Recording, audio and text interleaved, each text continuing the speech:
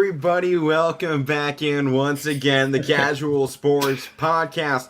Unexpected guest, Mike Wolfgang, back on the show again. Weren't expecting it to be here, but you made it. Great job on you. But yeah, I'm Al Cabrera, joined with these two idiots, Mike Wolfgang and Matt Morrison. You've got an hour of us, so grab your popcorn and grab your earplugs and let's get ready to go. Matt, we'll start this off. We were going to go straight into college football, but we had something a little bit bigger happen last night. A champion crowned, finally. I think this is the first one we've crowned since we've been on the YSN network. Yeah. So, Matt, Atlanta Braves, they take it in 6 games. And how come it's every time I make a prediction in baseball, it has been so wrong? I don't think I picked a single thing right in baseball. But I'll let you talk about the Braves here for a second as you're rocking the gear. Absolutely. Freddie Freeman, I got to start with this guy first. He's not the MVP. Jorge Soler is the MVP. And, Jorge Soler absolutely deserves it. Great series.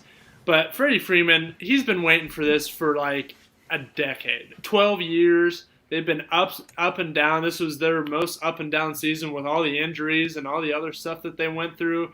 And he was a leader of that team, and he led them through this whole season. And they came out on top on the end. And it was it was so emotional for him to actually finally win one when his wife and kids were there too in Houston. Yeah, a lot of Atlanta fans there as well too, and it was just awesome to see him finally get one. He is going to be a free agent. I highly doubt that he's leaving now. He's going to stay, but the thing with him becoming free agent, remember, now that they got the championship, he's got more cards on the table. He can go out there and get a bigger contract. Yeah. So, that's probably why you stayed to the end of the season. You kind of wait to see what happens. And if you sign middle of the year, sometimes you're like, yeah, we'll give you a little bit less contract. You haven't done anything since you've been here. We've been good, not great. Now you get the title, you go, all right, give me a little bit more, and then you just keep taking it. So, I think that's where you kind of get into this whole situation. He's definitely coming back. I think that's the highest likelihood. Yeah. And obviously, I think the entire series, what have we talked about for the Braves? Their bullpen has been bullpen. Oh, yeah. And you saw it here. Fried goes 6 innings, and he does a strong 4. Doesn't give up any runs, 4 hits.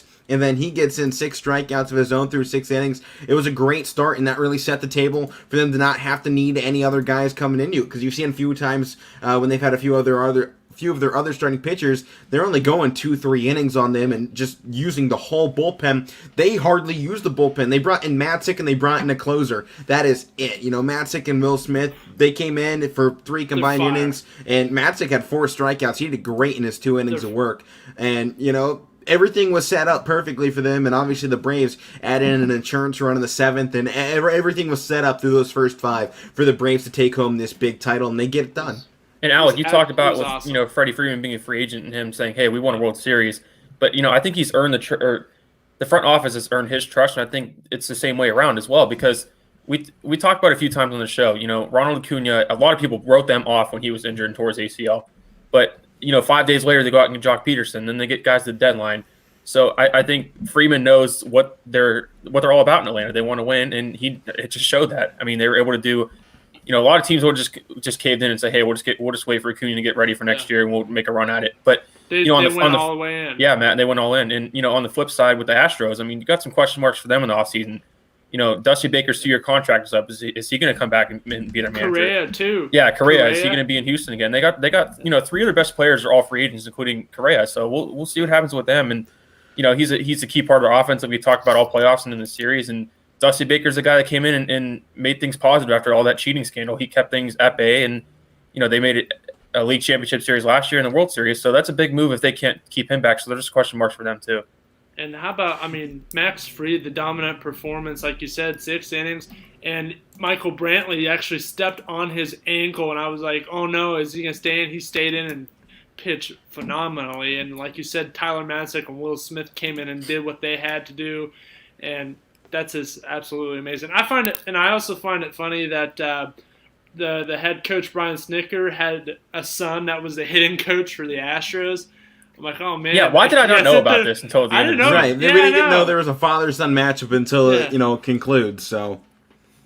Crazy. I think the one downside you look at for the Braves in this World Series, one, Acuna didn't get to play in this. You kind of wonder what could have been for him and what could have been a great start to his career, capping off, a great season with the, World Series championship.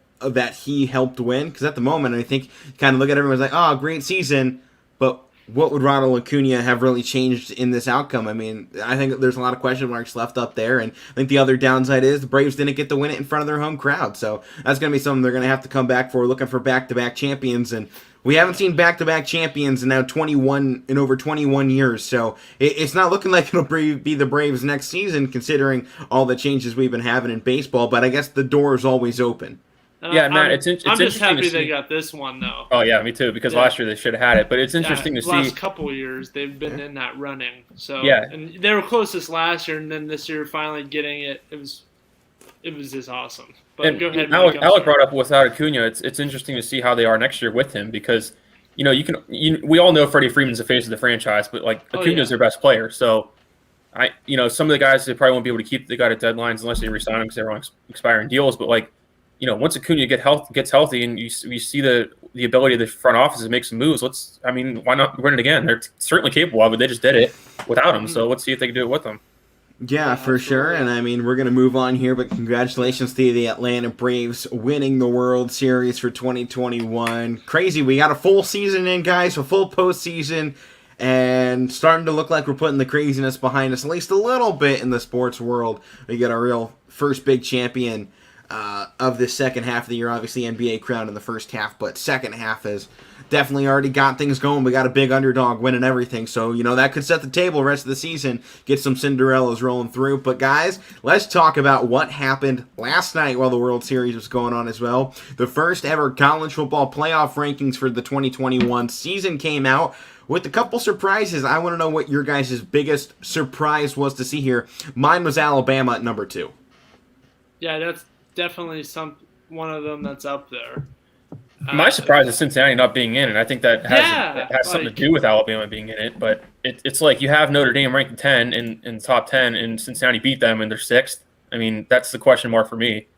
Yeah, I think that was kind of the biggest question mark. And I know we were kind of talking about this last night. It looks like the committee is kind of playing the cards right to be able to say that Cincinnati won't be able to get in come the end of the season. I mean, they have an easy slate left. They have SMU left, who is a one-loss team that the committee did not put in the top 25. They chose 3-loss and 2-loss teams such as Wisconsin, Pitt, Fresno State, Iowa, Minnesota, and NC State to put in that top area either. And Mississippi State, I think, is the biggest one, up at number 17. They are the highest 3-loss ranked team in the college football season so far. They're just 5-3. Somehow they get put up that high. I don't agree with that one. There was a lot of big question marks, but as we're saying, SMU is not ranked. Houston's not going to be ranked. So they're kind of leaving Cincinnati out in the dust, and Cincinnati is no longer in a control your destiny type of position. And I think maybe the only time you can look here is if they had destroyed Navy. If they had blown out their opponent in these last 2 games, they might have been there. But I think you see the weaknesses starting to build up now for Cincinnati, and I think that's why the committee is going where they are, putting them down at 6, because a group of 5 has to be absolutely, unquestionably, undeniably the best team out there to be able to get in there. And Cincinnati showing a little bit of fluke against another group of 5 team, it hurts the entire resume. It basically throws the no win against Notre Dame out the window because of that, and it shouldn't, but that's what it looks like the committee is doing here. So Cincinnati is no longer to control your destiny, and as Kirk Herbstreit was saying on the broadcast yesterday, don't freak out about Alabama being at number 2. That whole situation is going to work itself out because they will potentially meet each other in the SEC championship game, and most likely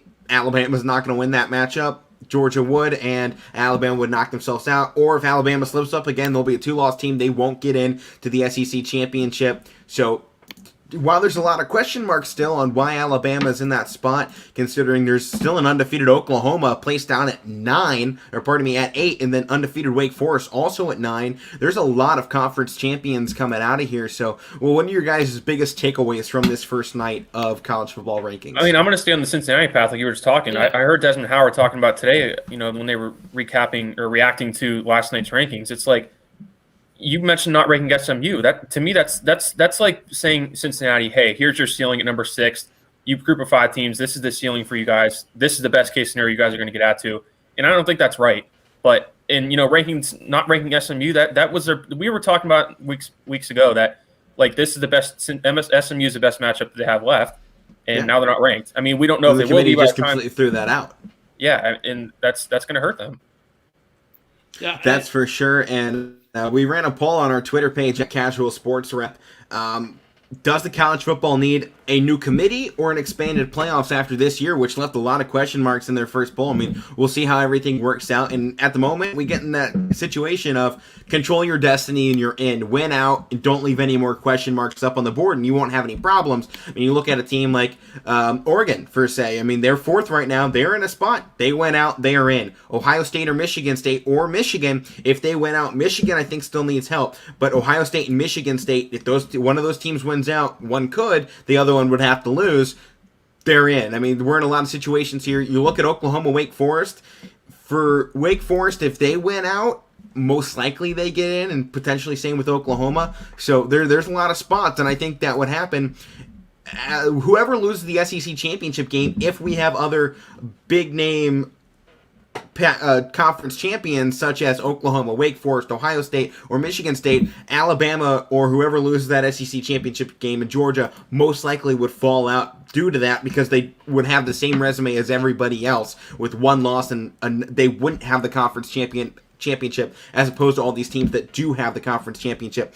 But on our Twitter poll, 78% of people said they want an expanded playoff. So this is definitely something that's already been put out there in the college football playoff world, and the landscape is getting decided on by, the boards, the athletic directors. It's coming most likely here within the next 5 years. So we'll see how that jumps in. But I put out another poll that I thought was maybe a little bit more interesting. This one's a little bit farther out there, definitely more concept that can probably be, cleaned up a little bit. But how about this for college football?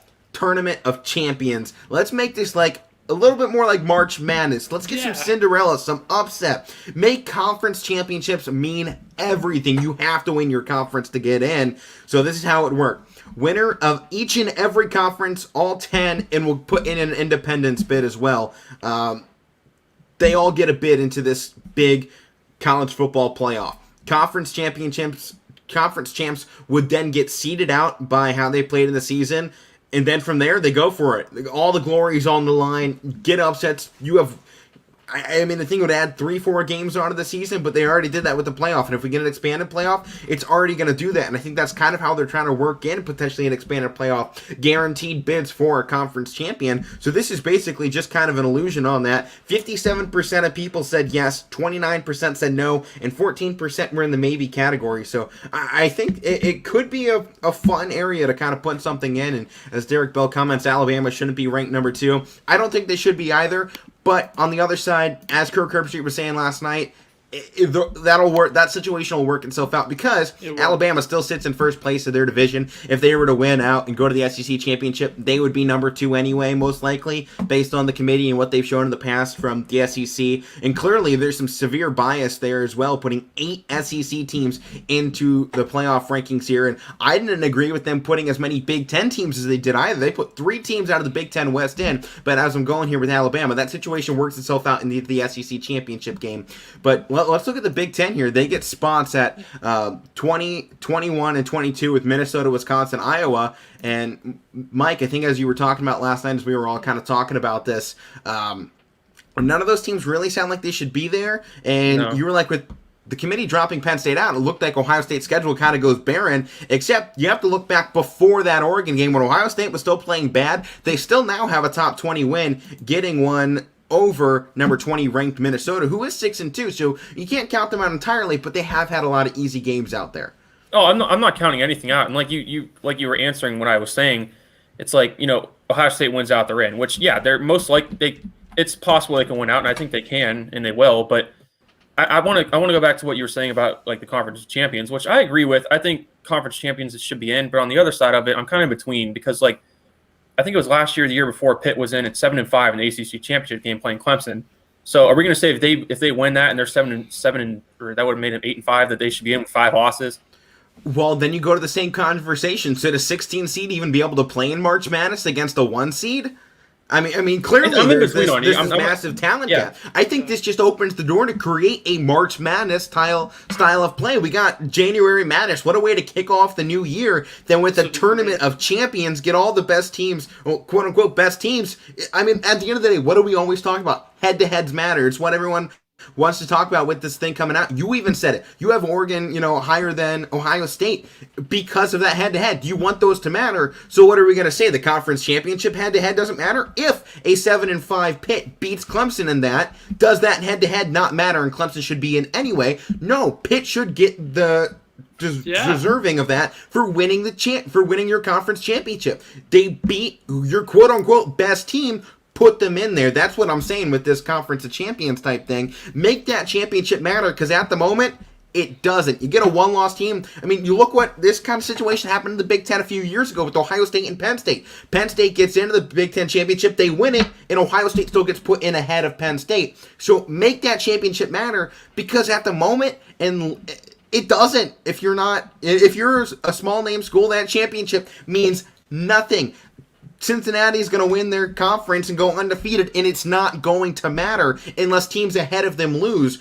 You have to do something here in college football to make everything matter. Make every game matter. Make your conference championship the most important game of the season, like it should be, because you're winning your conference. I mean, this is great things for the conference, because you look at the group of 5, they're all guaranteed to get somebody in now, and with the Power 5, this is only going to drive more powerful and better competition in these games, because everything is on the line. Ohio State goes into the Big Ten championship 12-0 and they lose it. Maybe if it's a nail-biter, they could still get in. Same thing with the SEC.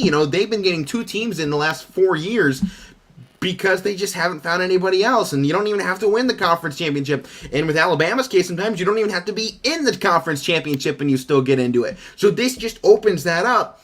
You have to get there. You have to win your conference, because why the hell else are we playing conference games if it doesn't matter come playoff time? And I agree, and I've told you guys on the show a few different times. It's like every year it seems like it's different criteria to get in.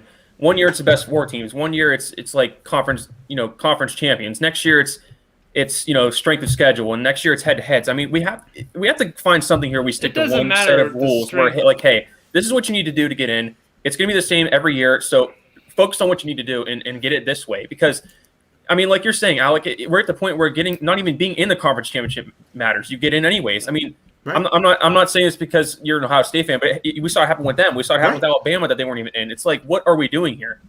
Right, and I think this also opens the door for better out-of-conference games. You look at those first 3-4 weeks of the schedule, you get FBS versus the FCS, a ton. I mean, you get over 20 games of that. Nobody wants that. What this does is kind of makes those games not matter as really at all. So you can either load that up with more conference games and we can get some conference, fun, or, you get some great matchups that come into the season could go, oh, let's see these guys again in a bowl game or something. And Derek Bell wants the strength of schedule to matter. Yeah, it should matter, but at the end of the day, it hasn't mattered anyway, so throw it out, because the committee doesn't care.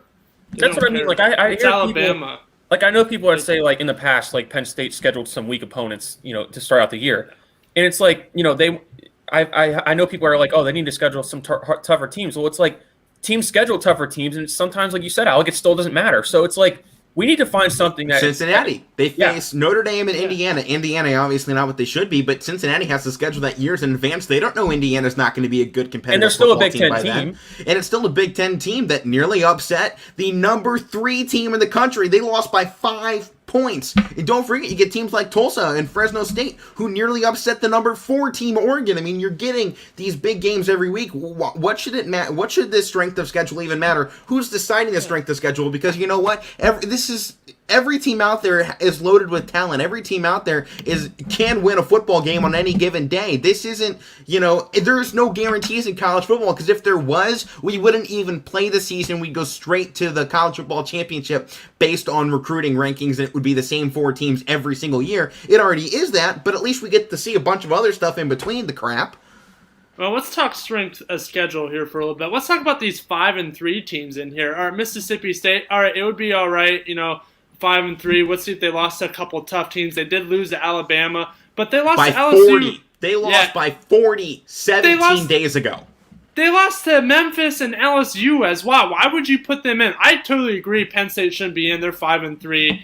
But if we're going by that, then yeah, they should be in. If you're going by that, they should be in because they played tough teams. Okay, they played Ohio State. They lost. Okay, Illinois. They lost by less than double digits against Ohio State, who the committee believes is the number 5 team in the country. That's unbelievable. I mean, the one downside is the Illinois loss, and other than that, I mean, Iowa is clearly still a top 25 team in the committee's minds, despite the fact that they sit at 2 losses as well. So why shouldn't Penn State be in there? If we're going off all this other, your losses don't matter, is what the committee is saying right now, unless you're Ohio State, which, I mean, it really seems like the only team being punished right now for a loss is Ohio State. You look at everybody else up there, Michigan sits at 7th in the first one after losing to Michigan State. Fine. That's a top 10 matchup. Those losses should cancel each other out, and it kind of looks like it does. Alabama, they sit at number 2 after losing to a team they have sitting at number 14. If head-to-heads matter, then Texas A&M would be sitting at number 1 in the country, but apparently it doesn't. And Matt, like I think that's like. Right. You're gonna rank Wisconsin, and again, right now the way Penn State's playing, I don't think it should be ranked. But I'm saying going by that, it's but don't put these other 5-3 teams in when you have teams like Coastal Carolina and that UTSA that have better records. UTSA is undefeated right now, and they're not ranked. Right. And there's a lot of nonsense that came out of this first one, and Derek Bill continues to put his argument for Alabama not being a number 3 team. They played Southern Miss and Mercer and New Mexico State all on their schedule. Yeah, that's terrible. They shouldn't be allowed to do that. And we should get to the point in college football where these matchups really should be taken out of it. And especially if you're a team like Alabama, you know what? Go in there and play group of 5 teams that you think are bad, like Ohio State does. That's how they schedule their out-of-conference ones. Ohio State hasn't played an FCS opponent in, I think, nearly a decade because they just got rid of that matchup for football because it doesn't do anything for you. And as I was saying here, getting punished for a loss, you look at Alabama, they don't get any punishment for losing to Texas A&M. Oregon doesn't have any punishment for losing to an unranked Stanford, who I think has 2 or 3 wins on the season. Ohio State gets penalized here for losing to Oregon, who sits right ahead of them when the quarterback was playing injured here for the first 2 games of the season, in which Ohio State also picked up a win over top 20 Minnesota. At the time, Ohio State also beat a top 20 Penn State team. So I don't understand where we're getting into these rankings here. Notre Dame is getting penalized for losing to the number 6 team in Cincinnati. Oklahoma State is penalized for losing a game. Baylor's penalized for losing 1 game. Auburn. Everyone seems to be penalized besides Oregon, Michigan, and Alabama. And Michigan maybe a little bit, but their 1 loss is at least good. But it just doesn't seem like everyone is sitting on the same criteria of what makes a team good. And I think that's the biggest issue we have coming out of this first ranking. That's what I'm talking about, Alec, the consistency. Like I said, it seems like every year it's a different set of rules that you need to do to get in. Like it literally, what are we, year 7 or 8 in the playoffs right now? Yeah. It seems like every single year it's been different. It seems like guesswork. It has been. It is. And, I was frankly embarrassed that the head of this committee is the Iowa athletic director coming out of the Big Ten. Clearly, there's some more issues, and maybe that's why Iowa's football program keeps taking a dive mid-season every single year. So, clearly, there's something wrong with the way the committee works. Maybe it's not big enough. I don't know what the solution is, and obviously, same thing I said yesterday, if I did, I probably wouldn't be on the show. I'd be sitting in some pet house in New York making the big decisions for college football, but something is clearly in the need to be changed here in college football. But without any further ado, 20 minutes in, let's get into what we believe is our top 10 rankings here on the show. At number 1, unanimous across the board, it's still Georgia until they show any signs of, going down. They're going to be at number 1. They really haven't shown any signs of weakness. They'll probably ride it through, and so long as they beat Alabama in the conference championship, they're in. And even with a loss, they might still get in, depending on what everybody else does. But Georgia could hurt themselves the most if they go undefeated throughout the season and then lose to Alabama in that final game in an SEC championship. With everybody else being, great in winning conference championships and being a 1-loss team, it could open the door to kind of knock Georgia out, even though they were the best team all season long. So they continue to sit at number 1. At number 2, we have a new one up there. Cincinnati has fallen out. Mike, you were the only one that kept Cincinnati at the number 2 spot. Matt, you dropped them to 3, and I dropped them down to 5. They struggled once again this past week. So our new number 2, Michigan State. Matt, you put them up here at number 2. Mike, you and I both had them at 3. They clearly have impressed us these last few weeks. They continue to remain undefeated. They have the nation's leading rusher in Kenneth Walker. Their defense has been elite. They dominated Michigan in this performance, and they had a massive comeback in that second half, and mainly in that fourth quarter is when they were able to pull it off. So what are you guys' thoughts going in here with Michigan State? I like what they've done. It's like, Matt, Kenneth Walker. That Michigan game, it's like they were losing, big at home, and they come back and find a way to win. And Kenneth Walker scored 5 touchdowns. To me, the way they're playing and the way they've looked this year overall, under their new head coach and stuff like that, with the new running back, they deserve to be in the top 4 right now. And they're leading the Big Ten East right now, so they need to be in. Absolutely. Right, and I think right now it's also kind of a funny look at. You look at the top 4 teams in the college football playoff ranking, they are all coached by either Nick Saban or a former coordinator of Nick Saban. So at least he's got that going for him. Saban's reign of never losing to all but one coordinator may come to an end if he gets into the playoffs here. But our number 3 spot, finally, Cincinnati doesn't drop too far. They get back in here at number 3. Once again, they kind of struggle. That's why I bumped them down. But obviously, they've still done enough. They're still undefeated. They still have the win over Notre Dame.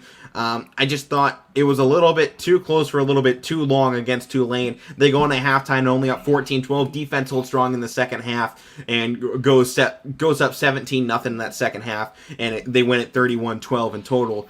But, they've shown a little bit of in and out so far. I want to see that consistency throughout the whole game, and they could have been rebounding still a little bit from that close game against Navy. They have Tulsa coming up, a very rough and tough team here in just 3 days on Saturday. So I think that's one of the big games you look out for. Tulsa has obviously given a few teams a run for their money so far on the season. I mean, namely, they gave Ohio State a rough first half. They nearly upset Oklahoma State. They beat Memphis, who has beat some other big teams as well. They lose to Navy, though, so I think that, at least gives some confidence back to Cincinnati to run the table the rest of the season. And currently, SMU still ranked 23rd in the AP ratings, but the AP means nothing at this point in time. But Cincinnati still, they're on their way up. They just have to win out and see what happens. Need somebody to lose as well. That they do. And in 4th place, the University of Ohio State. The Buckeyes sit at number 4. Matt, you had them at 4. I had them at 2. Mike, you still have them down at 6. You want to explain that rating for a little bit here? Why you have them farther down than honestly, looking at Mike, my rankings, I think I want to make a change because I think I should have. I think I should have Oregon.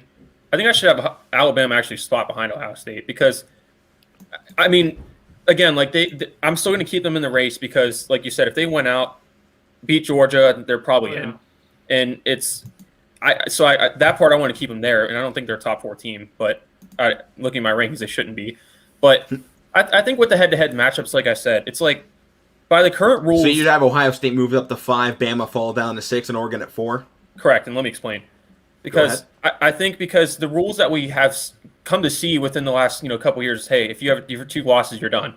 And I think the argument, what I would respond to you with the head-to-head matchups is like, yeah, A&M beating Alabama, but it's like, what do they have? 3 losses?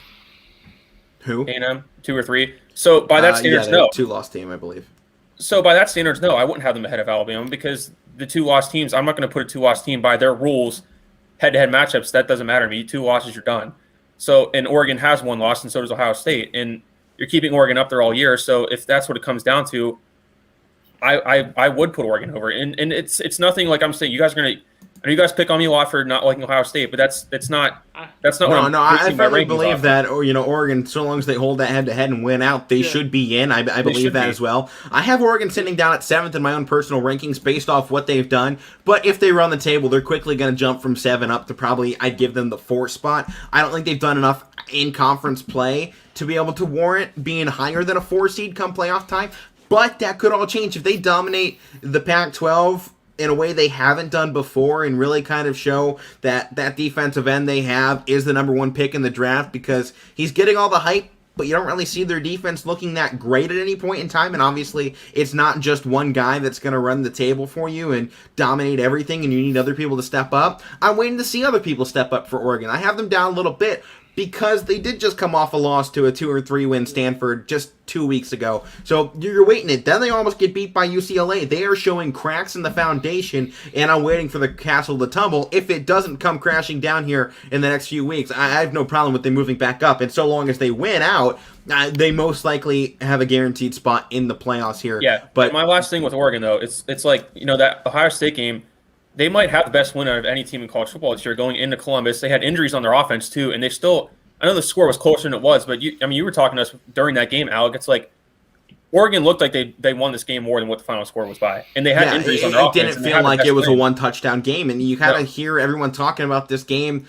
throughout the rest of the season. Everyone goes, Oregon destroyed Ohio State. They beat them so bad. It's like, you go look at it, I'm like, well, it's still a 7-point game. If you look at that as Ohio State's one loss on the season, that's their worst game, and they still only lose by 7 points. That is dangerous when you consider the fact that their quarterback, who was playing in his second game ever, mind you, as a starting quarterback, you have to at least warrant that in there. And obviously Oregon has lost their big guy in Verdell for the rest of their season, and they've still managed to go right along, so you have to give them credit for that. But Ohio State, if you look at that as their only loss, it is not a bad loss. They struggled. They had their worst game by far. They looked awful, and they still only lose by 7. Everyone dogs them for losing this game, but at the same time, they still lost by 7 in their worst performance against a number 4 team in the country, according to the committee. Yeah, so next year up on our top 10 list here, Alabama. They sit at number 5. Mike, you and I both have them at 4. You dropped them back though just a minute ago. I didn't have time to update the rankings or see where that would sort everything out, but you and I would both had them at 4. Matt, you had them back at 5. So they're sitting in this 5 spot, just behind Ohio State here. Obviously, they're a one-loss team.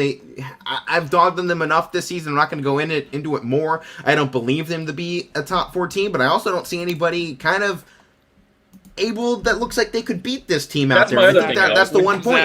At the end of the day, it's Nick Saban. They've done great things out of that one A&M game. And that's the one reason I kind of leave them hanging on the edge right now. I'm waiting for them to either show me they deserve it or deserve to be dropped out. Yeah.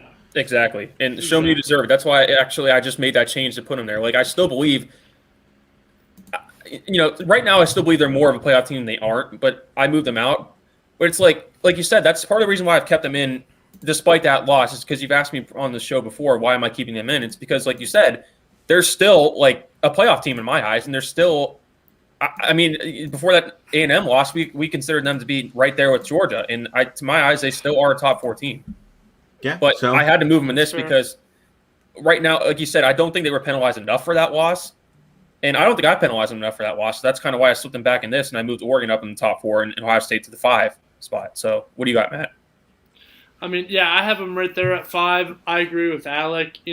I'm not going to drop them all the way down, but I'm not going to put them in yet either. They're still a dominant team, but I just need something else to see me just push them in. Maybe win the Iron Bowl. I mean, Auburn, they jumped them up in the ranking. If you beat Auburn in the Iron Bowl, I say, yeah, they've definitely turned around. The A&M game is a fluke, and they're definitely going to be in. A&M is not looking that bad at all either. Just, a 2-loss team, and they have them ranked as well, too, in this But you saw a lot of SEC fluff getting in there to really make those schedules look good as well. I think that's the one thing you have to look at with the committee right now. They put in a lot of fluff, and I think that's what you have to call it. They put in all these teams to make the Power 5 champions records look better. And I mean, you even saw with Ohio State, them putting Minnesota as high up as they did, considering they haven't been in the AP poll since that, I think, week 2 it was.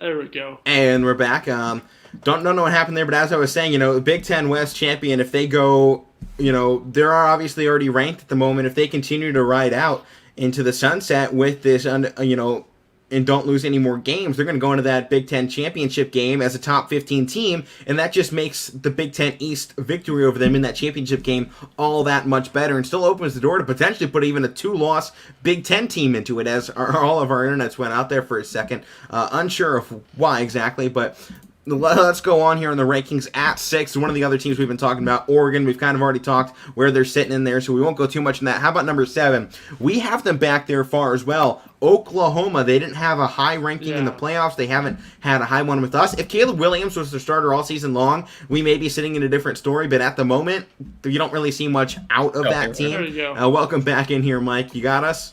Yeah, I'm good. I don't know what happened there. We all crashed, apparently. Yeah, I guess so. That was strange, but we have Oregon at number 6. Oklahoma falls at number 7 here. Mike, as we were just talking about, Oklahoma, they just haven't looked like it. Maybe if Caleb Williams was their starter, they'd be kind of up there with the rest of the undefeateds, but they just haven't shown anything so far in the season that really warrants them to be a top team. They have some, they had the big win over Texas, but Texas since then has really fallen apart. I mean, they're now 4-4, so can you really say that one's a good one for Oklahoma? I don't really think you can, so Oklahoma, I'm just kind of waiting for them to do something and show any signs of being a good team, because they nearly lose to Kansas, and the rest of their season I think is the toughest slate. They have Baylor after their bye week this Saturday. Then they have an Iowa State team who, despite the fact that they're getting down there and they're losing more and more games, they've been tough so far, and they haven't been an easy opponent to beat. And then they finish out the season against Oklahoma State, so it's definitely a rough ride to finish things out, but if they win out, most likely they get a spot, undefeated Big 12 champion, if they show signs of strength in those ranked matchups. Yeah, and that's kind of why, they had them at 8, I had Oklahoma at 7, and I talked about it before, earlier to even start the season, as we went through the first couple weeks, I don't think they were a top team. I think they could still possibly get in. I don't know who they have left on their schedule, but talent-wise, Oklahoma State and Baylor.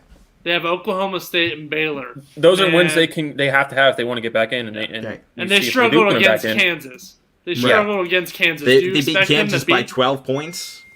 Yeah. I don't even think. Oklahoma State and who'd you say, Baylor? Yeah. Yeah. There's other teams. They also have Iowa State out there, and they're always going to be a tough team. They're a tricky team. They play behind the shadows. They can come in and be and they were a good team to start the season. That was a top 10 preseason team, and they've fallen off since then. But I still think there's a lot of talent on that roster. Absolutely. But Matt, like you said, they barely beat Kansas, which is true, and that's kind of why I have them where they're at, because I've talked about all year they're not playing to what we expect Oklahoma to play with. But there's other teams in these, especially in the top 10, that we could say, hey, they only beat this team by so many points. So we can go that route, but I'm not arguing with you. I agree. Right. Alec, you talked about at the beginning of the year how Ohio State was playing poorly, and they only lost by 7 to Oregon. Right. But then the next week, I think it was they ended up pulling away late against Tulsa, but for most of the part of that game, Tulsa was hanging in it somewhat. Yeah, and they still win that game by almost 20 points, and everyone still calls them out on it because it was a rough first half. It was rough pretty much 3 quarters as well, but it's we can look at some of that stuff. Yeah, I agree with, but I'm talking about not just the Kansas game, but overall. Oklahoma's had too many of those games where they haven't played to what we expect them to play and what they played the last couple of years. So that's kind of where I have them where they're at. Right. But let's move on here in our ranking. Sitting at number 8, the team that lost to our number 2 team, Michigan. That team up north, the maize and blue, or, that crap upstate. What are you guys thinking of Michigan right now? I am not impressed with them. They held on to a good lead there, 3 quarters. They kind of ran it. Then everything fell apart for them, just as it always does under Jim Harbaugh. He is now only has 2 wins on the road against top AP-ranked opponents. And Harbaugh, if he loses against Ohio State, where's the point where you pull the plug on this guy? Come on, this is getting down to it. Soon. He can't win on the road. He can't win against rivals. What can he do? He can beat, he can beat the crap out of, he can't even beat the crap out of people. They can barely win against, teams like Indiana, Rutgers. Right. You look at teams one of the Ohio closest State games of the season. Right. Ohio State beat them 54-7 the week after Michigan barely wins by 7 points against them. And it came down to the wire in that game. So Michigan has just shown no signs of being a good football team. And unless they turn things around and beat Ohio State, which, oh God, that hurt me to even say or think about. there is no spot for Michigan really even in my top 10. I have them on the way out. I have them sitting at 10th in mine. I think guys Penn both have them a little higher. Mike, you had them at 8. Matt, you had them at 7. So I had them at 10. They're on the way out, and I think Harbaugh is right going with them. And Alec, you talked about the thought of them beating Ohio State. I think this honestly might be their best chance in his tenure to do it this year because, I mean, they're at home. They have at least at home this year. Every year. Yeah, I'm saying he doesn't, but I'm saying this is his best chance because his best chance, honestly, was I believe 2015. They say every year that this is the best chance. You remember the whole revenge tour? Was 2015 in double overtime. Since then, it hasn't been close. This season's not going to be close. They hype them up Michigan every doesn't year. have an offense. They barely have a defense this year. Defense is the only thing that has kept them in games against Ohio State in recent history. They don't have that. Their offense is just as bad as it has been in the last 3 years. I don't see any chance Michigan runs the table. And as Matt just said, I think Penn State can easily beat this team. Yeah. They hype Michigan up every year. Oh, this is year they beat Ohio State. You remember the whole revenge tour year? Yeah, how did that end out? Very well, huh? I mean, they finished that 11-1, and then they get blown out against Ohio State. By Ohio State. Exactly. And that game may have even gone in that stadium up north as well. And Matt, like as much as we talk about James Franklin, most of the time he can't get big wins. Look at Harbaugh. I mean, at least one time he's worse than Franklin. And I know it was only a 3-point win. Penn State was unranked at the time, but at least he has one win against Ohio State. At least he's won a Big Ten championship, been in New Year's Six bowls. I mean, if that's why sometimes I don't understand the hate amongst Penn State fans against Franklin. Yeah, I wanted to do more too, but it's like there's other schools that are way worse off than what he's going through. At least he gets better recruits than Michigan does. Absolutely. And we have the best recruiting class for next year. Season. Yeah, but there was a guy. Go ahead. I'm sorry. There's a guy coming into the store, all Penn State and everything. He's like, "Oh, we should clean the whole program, fire Yurcich, fire Franklin, everybody." And I went off on him. I almost didn't want to cut his lunch meat. I'm like, "Get out of here! Here's your meat. Go. Just go. Leave the store." I mean, there's changes you could definitely make, but it's like I definitely think changes need to be made. But just a matter of finding out where. But go ahead, Alec. Yeah, well, no, I was just going to move on into our next part of this. Wake Forest, they sit at 9. They're undefeated. None of us have really given them anything this year. I have them at 8. You guys both have them at 9. Yeah. What more do they need to do to boast their resume coming down the stretch? Wake Forest? I mean, to me, the ACC is pretty much a mess this year. You have Pitt leading their division, and they're 5-3, 5-3, and I mean, I'm not saying this because Clemson's on it this year. I mean, I've knocked Clemson in the past for not having enough regular season wins that are impressive. But then they go in the tournament and win championships. So that they prove that they can win championships despite a bad record. But I think the one thing with Wake Forest as well, they haven't been winning big in conference. They have a 3-point overtime win against Syracuse. They allow 56 points from Army's awful offense. They barely beat Louisville by 3.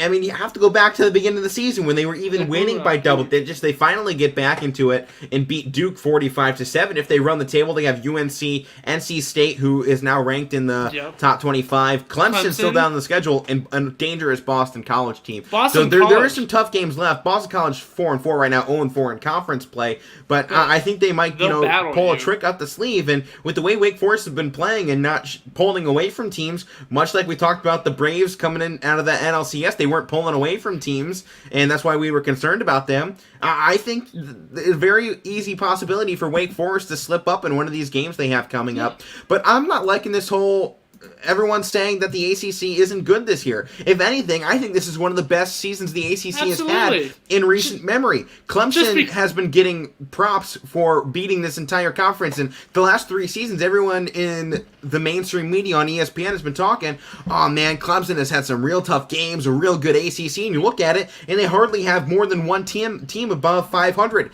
Now you have both Wake Forest and NC State in the ACC Atlantic in that top 25. Clemson's, mind you, still 5-3 on the season, 4-2 in conference play. If they go 6-3, I guarantee you the committee is going to start putting them back up in there because they love to ride teams like this. And Especially, they want a booster matchup for Wake Forest come November 20th in 17 days in Clemson to make that a top 25 matchup. Absolutely. So at that point, you're saying, all right, we now have 3 teams in the ACC, Atlantic, that are ranked. Then you go over the other side, you have Pitt, 6-2, 1 loss in conference. You have Virginia, who is 6-3 with 2 losses in conference. Don't forget, Syracuse is still above 500. They are 5-4 right now, not in conference play. They've been off of it, but out of. So you're getting teams, plus, mind you, there are still 5 teams that are sitting at 500 within the ACC. If anything, this is the best the ACC has ever looked. Absolutely.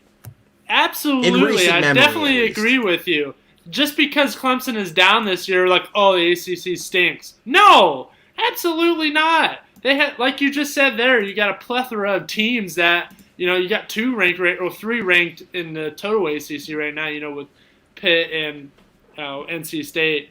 Right, but let's move on to our final ranking here in our top 10s. We have Baylor sitting at number 10. I had them at 9. You guys didn't have them ranked. We each had a different number 10, so 1 point awarded to both Notre Dame and Oklahoma State, but they're on the outside looking in of it. So I have Baylor moving up into the top 10. I've been impressed with them. They get the win over Texas, and they've continued to roll right along. They have the 1 slip up on the season, and at the moment, they're probably the best team in the Big 12 that can challenge Oklahoma. Yeah, and the reason I had Notre Dame at 10 is because, like I talked about, they had him at number 10, and it's like, yeah, Cincinnati beat this team. That's why I had Cincinnati higher in these rankings. And if you're going to lead Notre Dame at 10 and 11, I'm putting them in the top 10 because that's a big win. And we talk about, since Cincinnati beat them, that's their best win. They had Indiana too, but that's their best win. So to me, if you're going to put Cincinnati up in high like I did, then Notre Dame needs to be up there too. Yeah, that's for sure. And Matt, any closing thoughts here before we move on to the last 15 minutes of our show here after we finish off the first segment? Yeah, I just like this guy's comment. Good, I hate Michigan too, man. We all hate Michigan, except for maybe Mike. I don't like them, but I don't. Yeah, you tolerate them. You tolerate them. You can see what I'm wearing. I don't have to say much. But let's move on here. NHL game. We have our first picks. Matt. What? Matt, we got to move on. But you said if it wasn't for Harbaugh, you'd like them. You told me that the other day. All right. I hate Jim Harbaugh. He is the main source. But you said if Harbaugh wasn't there, you'd hate Ohio State more than Michigan. I'm telling Alex that. You told me that the other day. I think I was. Matt, you are sitting in my living room. You are on some you're on a dangerous couch right now. Jim Harbaugh's on a hot seat. You're on a hot couch right now. If you want to say you hate Ohio State more than Mitch, you are out of here, boy. Listen, I'll explain this after the show. Okay, let's move on. All right. You gonna catch these hands afterwards. What's gonna happen? I'm gonna pull out those boxing gloves I got. But let's talk about the first NHL prediction we made yesterday. Nashville Predators. They ended up pulling off the win over the Calgary Flames in overtime, so they don't get the regular season win for them. Or the win in the win category for them, but still, I think a good performance for the Predators in this one, and Flames will get half a point for it. But big upset already early in the season, kind of unexpected. I think we all kind of thought Flames were going to roll right through, have no problems, but defense held strong for Nashville. Yeah, and it definitely did. And we were talking about this being a big. That's why you picked this game to talk about yesterday, because it was a big game just early in the year still. And what happened there? We're good. I heard something. There was a bee in his room. There was a bee in his room. That's okay. Yeah, but Matt, I don't know what that was. Yeah. Matt, what do you think about this hockey game? Yeah, I mean, definitely. I mean, the Flames are coming in looking pretty good, and Nashville just said, "Hey, I mean, come back down to reality. It's still an early season. Anybody can win," and they outplayed them. I think the Flames were looking ahead a little bit. And Nashville came to play.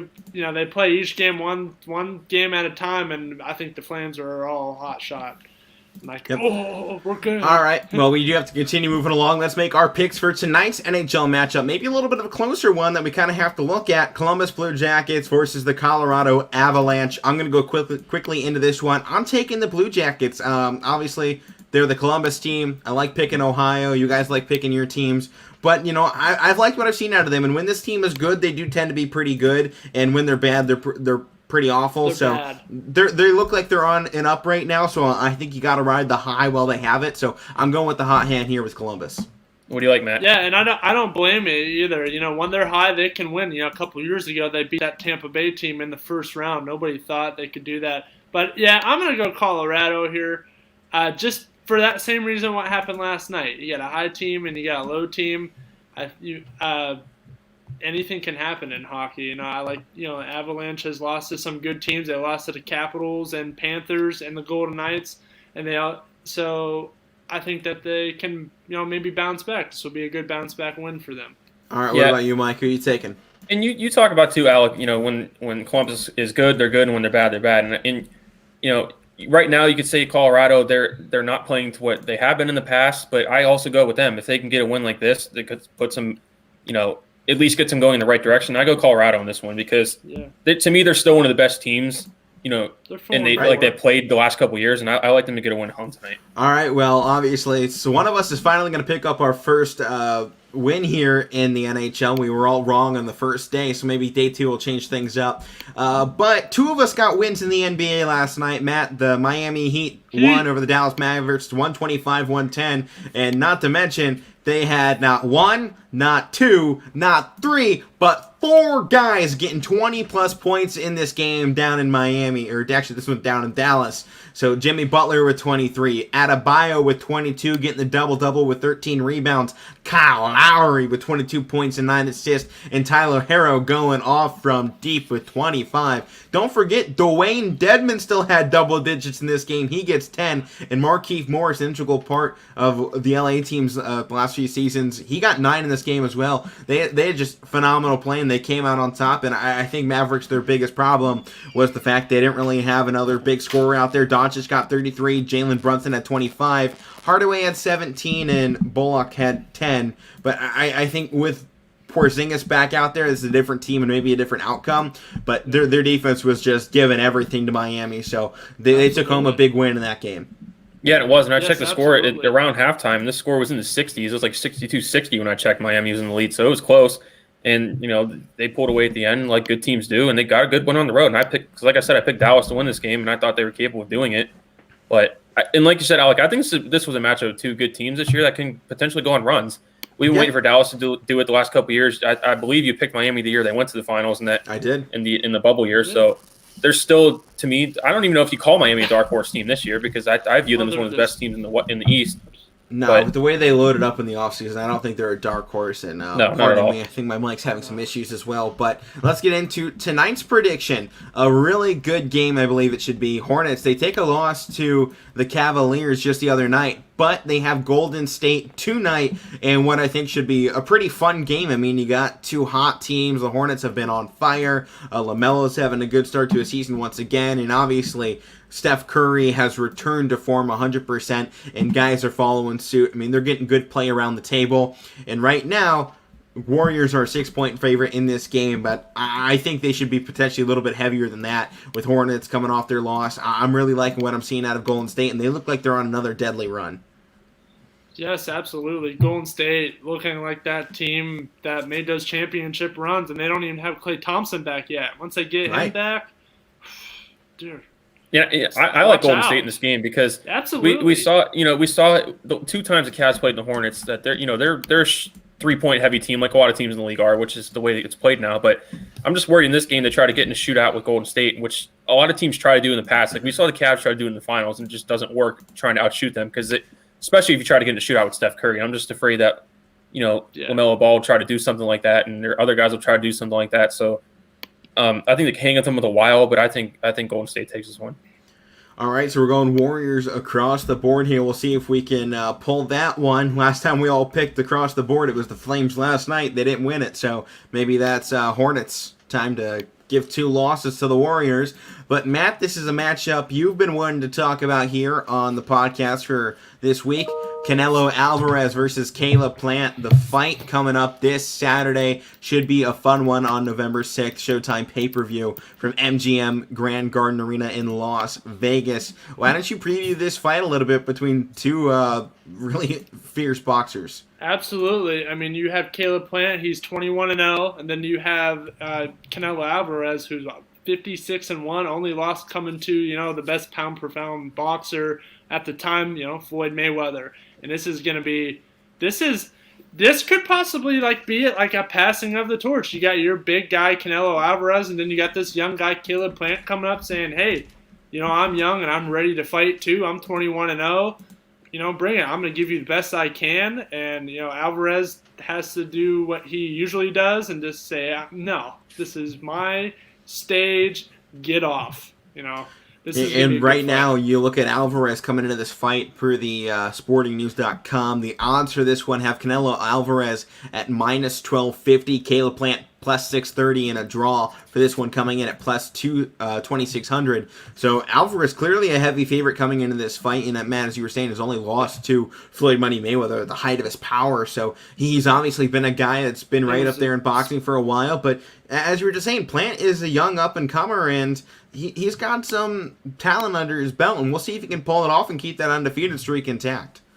Yes, absolutely. This should be a pretty good fight. It's going to be in Nevada, Paradise, Nevada, November 6th. So that'll be good. Just came out earlier in the show per Adam Schefter. Odell Beckham Jr. was excused from practice today. Browns are discussing the wide receiver's future with his agent. And that could be some big news coming out if anybody was paying attention. Odell Beckham's father has been very vocal on Twitter these past few days coming up into the trade deadline with his displeasure with Baker Mayfield. So potential clusters going on in Cleveland here. But let's go ahead and make our picks, and then we'll dive back into there. So Canelo Alvarez here coming up this weekend. I'm taking Plant. I'm taking the young guy. He's undefeated. I think he continues to go here. Matt, what about you? I gotta go Alvarez. I gotta go, the old bull. I mean, he's not even old. I mean, he's 31. Only 2 years separate these two fighters. Yeah. He's 31 and Plant's 29. So I gotta go Alvarez. He's got more fights under his belt, more experience. He's fought a lot of good triple fighters. The amount too. Yeah. I gotta go Alvarez here. Gotta go experience. Yeah, and Matt, I'm going to go the same route as you. Experience matters to me, and you took it right out of my mouth. I was just going to say the same thing. I'm going with the guy who has more experience. Not to say the younger guy can't do it, but in situations like this, I at least go towards taking the guy with most experience, so that's the route I'm going with Alvarez. Absolutely. Well, now that we had this news come out about the Browns, what do you guys think is going on here with Odell Beckham? Honestly, how are you guys feeling about this? It's time to move on. Alec, we have that class together. I've told everybody in that class, and they all disagree with me. I think you're the only one that would agree with me. I think it's time to move on from Odell Beckham. I really do. I think it is too, based on the one fact that he just doesn't seem to have any flow with Baker Mayfield. They don't have any chemistry, and I think that's the one problem. It's a good quarterback and a good wide receiver. They just don't have chemistry. And they didn't have him at all last year. They didn't have him at all last year. I don't think you can force the chemistry in. When you see those two playing together, they never look like they have anything. Baker, with all of his other targets, he looks great, and everyone else on this team seems to play well with Baker Mayfield. And get that nonsense off Get us out there. of here. I don't want him in Pittsburgh. I just don't like Odell with Baker. I think he'll probably fit in well, and I think he'll probably be a star somewhere else. But I just don't feel like him and Baker have the chemistry to make this whole thing work, and he can't force it. You just have to roll with the punches and find someone else. Pick up someone in the draft. We've been waiting. Trade this guy after the season, see what happens. We've been waiting since he got out of New York. Like, hey, he finally got out of New York. Now we're saying, hey, he needs to get out of Cleveland. It's just a place he needs to go to LA or something. His first year, Matt, he wasn't too bad his first year. He had 1,000 yards with the Browns in his first season. 1,000 yards. In the last 2 years, he's been hurt too much, and when he's out there, he just doesn't seem to be any type of factor. He doesn't fit anymore, He doesn't fit the system, and that's the problem. Same thing we talk about with quarterback play. It's like these teams have to work around the quarterback, and Baker Mayfield isn't the kind of deep ball guy that Odell needs, who's going down the field too much. Baker's great at Stefanski's system. So is Case Keenum. These aren't deep ball threats like Mahomes and Rodgers and Brady. This is a different style of quarterback, and Baker fits Stefanski's system perfectly fine. Beckham doesn't, and that's the problem. If you don't have a guy in there for a scheme fit, it's not going to work out well, and that's what we've seen so far. And Matt, by the way, not to change the subject, but I don't know if you saw Sidney Crosby is now on the COVID list. Yeah, so he's now on the COVID list. So now they're missing him again. So that kind of stinks, but it does. They got to right the ship without him again. All right, before we close things out, let's do the question of the day, saving it until the end of the show here. But from yesterday, which receiver ranks second on the NFL's list of most career catches? Larry Fitzgerald, he's second place as last year. So, question of the day for today, before we wrap things up, name the College Football Hall of Fame coach who amassed 233 wins at historically black colleges and universities. A bit of a difficult one. Frank Beamer, Mac Brown, Larry Karras, or Joe Taylor. Leave your answer somewhere. Come on back tomorrow. See if you can get that one right. But that is going to do it for the Casual Sports Podcast here. It's Wednesday. We'll see you all tomorrow. I'm Alec. That's Matt, and the farther one's Mike Wolfgang. You can see it at the bottom if you can read. But that's going to do it for us today. World Series champion is crowned. We'll see you all tomorrow on the Casual Sports Podcast.